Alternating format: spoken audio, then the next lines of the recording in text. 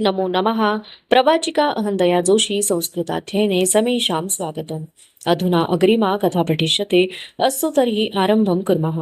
प्रस्तुत जासुदांनी समाचार आणला की मिर्झा राजा जयसिंग राजपूत बरोबरी दिलेर खान पठाण 80,000 बाकी फौज घेऊन चालून येतो आहे। तरी तुम्ही जेवढे जेवढे कदीम जाणते असाल ते बरे सावध हुशारीने जागचे जागी असणे, पहारेकरी मेटकरी जेवढे म्हणून असाल ते रात्रीचा दिवस समजून चखोट हत्यार बंद राहणे, नाणा गोटा गवतकाडी बारूद गोळा यावरी बरे ध्यान राखणे। आम्ही खासे तुरंतच गड दाखल होत आहोत। बाळाजींनी थैल्यांचे फासबंद आवळून त्या सिद्ध केल्या। राजांनी आपल्या प्रत्येक सरदाराला जरुरीच्या सूचना दिल्या। ते धीराने प्रत्येकाशी बोलत होते, पण त्यांच्या मुद्रेवरची चिंतेची काजळी प्रत्येकाला खोल कुठंतरी जाणवत होती। उभा राजगड जखडल्यागत झाला होता। महाराज सरदारांना देत असलेल्या सावध सूचना संभाजीराजे विस्मित मनाने ऐकत होते। संभाजीराजांना घेऊन राजे सदरेवरून आपल्या महालात आले। मिर्झा राजा कोण प्रकारची चाल घेईल याचा विचार करण्यात ते हरवले होते।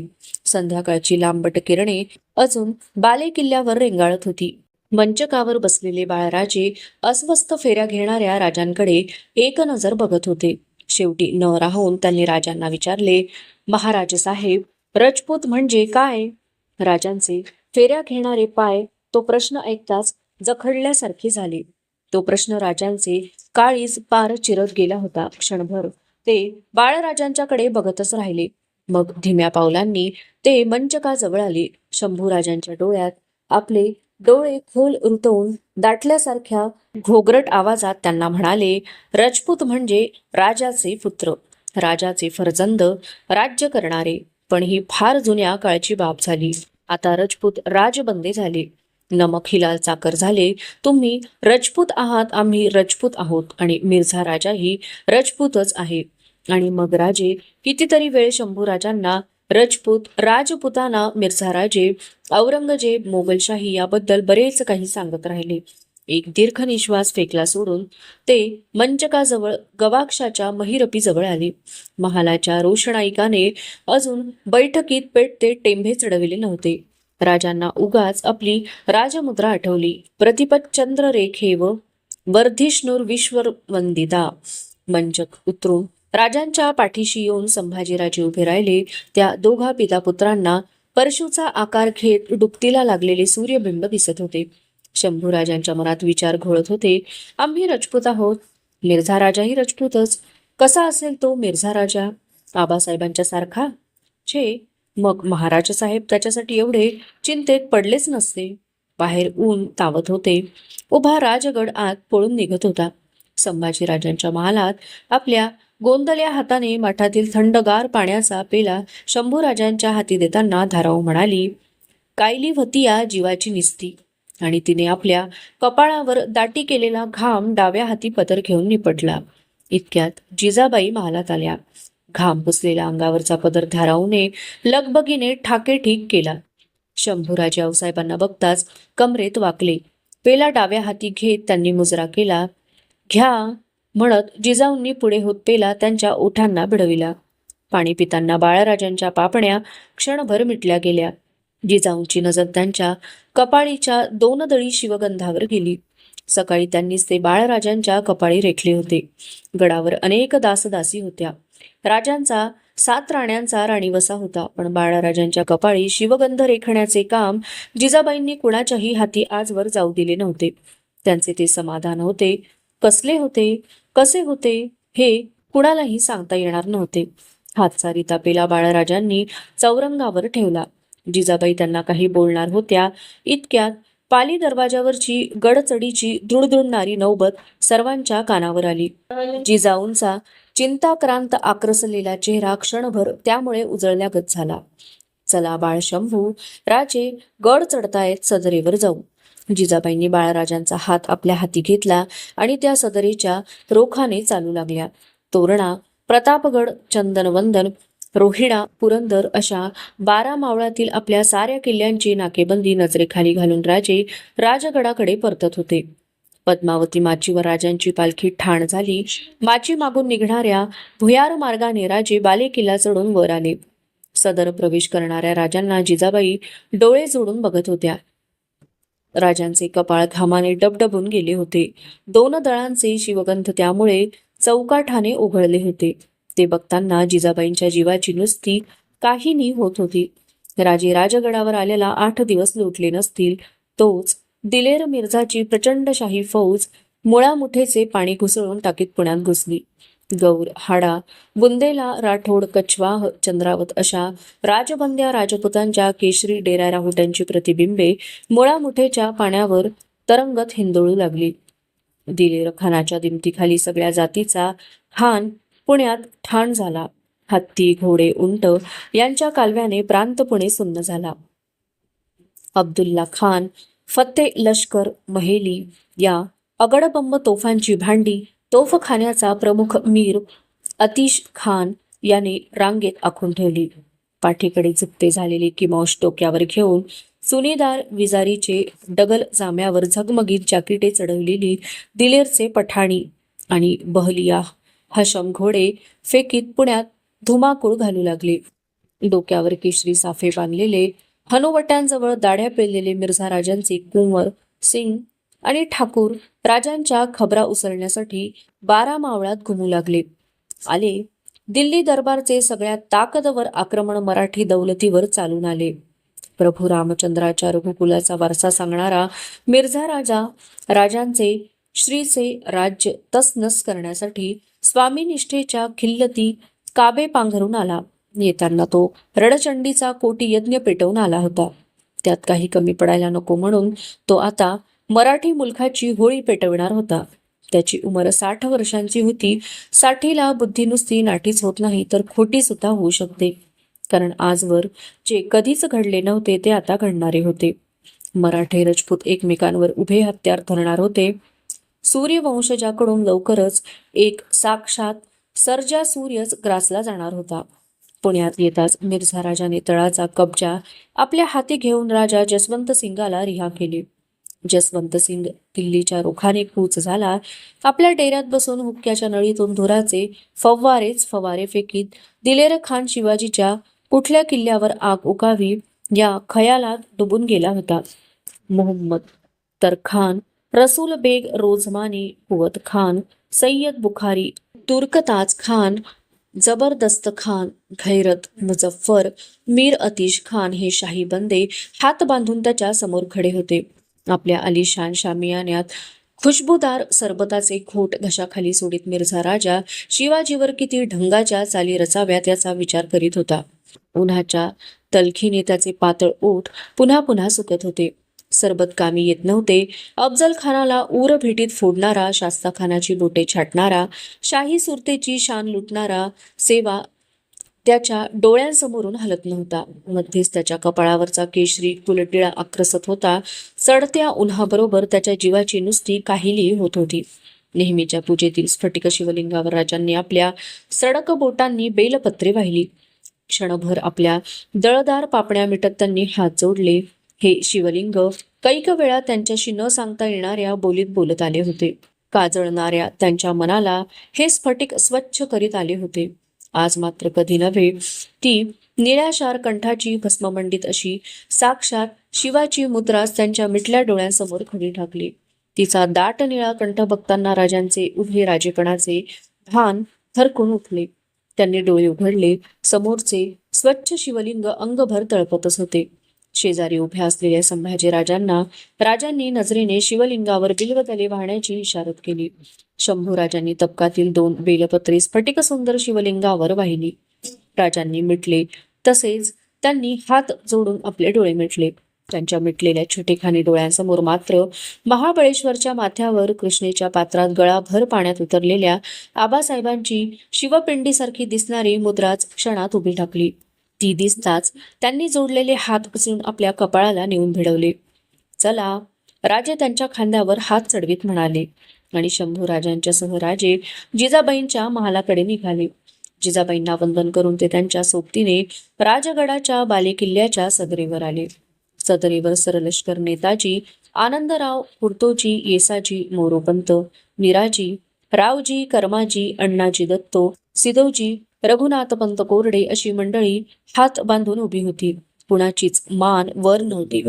अदब मुजरे झडले. राजे, जिजाबाई आणि बाळराजे सदर बैठकीवर बसले. वरमी बाण लागलेले पाखरू चित्कारण्याची ताकद नसल्याने तसेच फडफडत जाते. तसे काही क्षण गेले. एक सेवक जगदंबेच्या भंडाऱ्याची परडी घेऊन सदरेवर राजांच्या समोर आला. काही न बोलता त्याने हातची परडी राजांच्या समोर पेश केली. भंडाऱ्याची पहिली चिमट सदरेच्या देवतेला उधळून राजांनी दुसरी चिमट आपल्या कपाळीच्या शिवगंधावर घेतली. भंडाऱ्याची परडी सदर भर फिरली.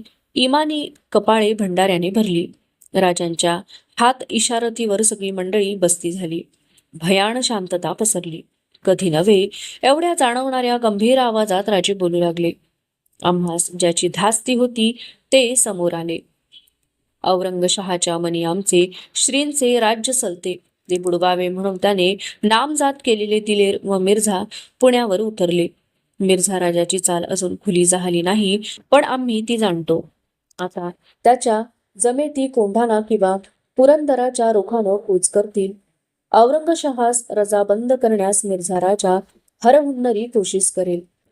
बोला मंडळी, तुमची जाणती मसलत बोला. राजे थांबले. बोलताना त्यांच्या तोंडी औरंगशहाचं नाव येताच त्यांचे पेटून उठणारे डोळे आणि कातर आवाज संभाजी राजांना जाणवून गेला. रजपुताच्या गोटावर मारत्या समशेरीने चाल घेऊया. हुर्तोजी गुजर मान उठवून म्हणाले. तुमच्या निधड्या स्वभावाला धरून बोललात हुर्तोजी, पण रजपूत एवढा गाफील नाही. मागच्या सरदारांच्या गफलती त्याच्याकडून होणार नाहीत.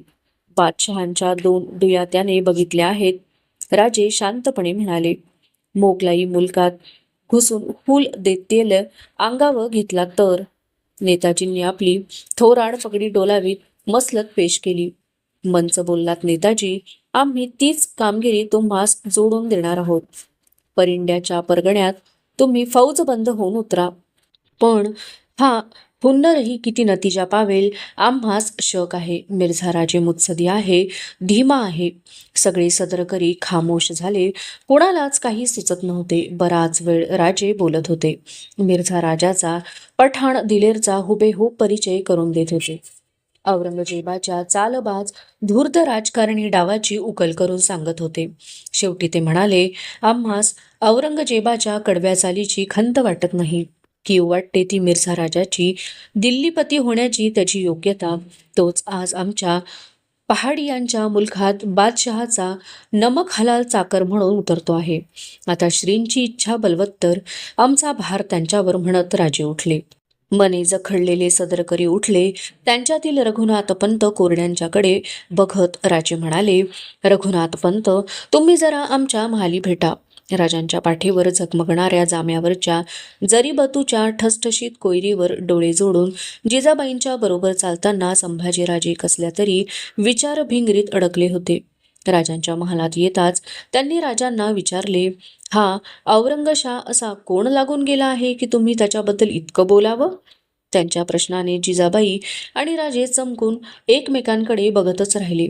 आपल्या फर्जंदाला औरंगजेबाची खूणगाठ कशी द्यावी हे राजांना क्षणभर उमगलेच नाही.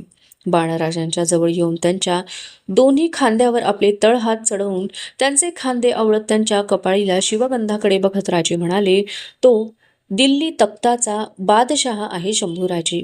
तो आम्हास कधीच दिसला नाही. तसा तो त्यांच्या बंद्या सरदारांखेरीज कुणासच दिसत नाही. पण त्याची करणी मात्र आम दुनियेला दिसते. त्याच्या सख्ख्या भावांना दिसली. खुद्द त्याच्या जन्मदात्या बापाला दिसली. राजे बोलता बोलता थांबले. आम्ही त्या औरंगशहाला भेटून विचारावं म्हणतो. संभाजीराजांचे बोल पुरे झाले नाहीत. राजांनी त्यांच्या ओठांवर आपली तर्जनी ठेवीत झटकन त्यांची जबान रोखली. हा शंभू बाळ सांब करो आणि तुमच्यावर तो प्रसंग कधीच न येवो. चौरंगावरील तबकात ठेवलेल्या स्फटिक शिवलिंगाकडे बघत राजे म्हणाले, मिर्झा राजाने आपली चाल खुली केली. 3 पवित्र्यात त्याचे सैन्य हलू लागले. सोप्यापासून जोडलेल्या पिछाडीच्या प्रत्येक ठाण्यावर तो हत्यारबंद जागती शिबंदी पेरत आला होता. आपल्या प्रचंड फौजेचे गिधाडी पंख त्याने आता 12 मावळात पसरले. खासा तो आणि दिलेर खान दोघे फुजरातीचे ताकदवर सैन्य घेऊन किल्ले पुरंदरच्या रोखाचे कूच झाले. मीर आतिश खान आणि निकोलो मनुची या गोऱ्या दरोग्यांच्या नजरेखाली खडखडाट करीत मिर्झा राजाच्या तोफखाना पुरंदर जवळ करू लागल्या. पेटली 12 मावळांची होळी ऐन तापत्या उन्हात पेटली.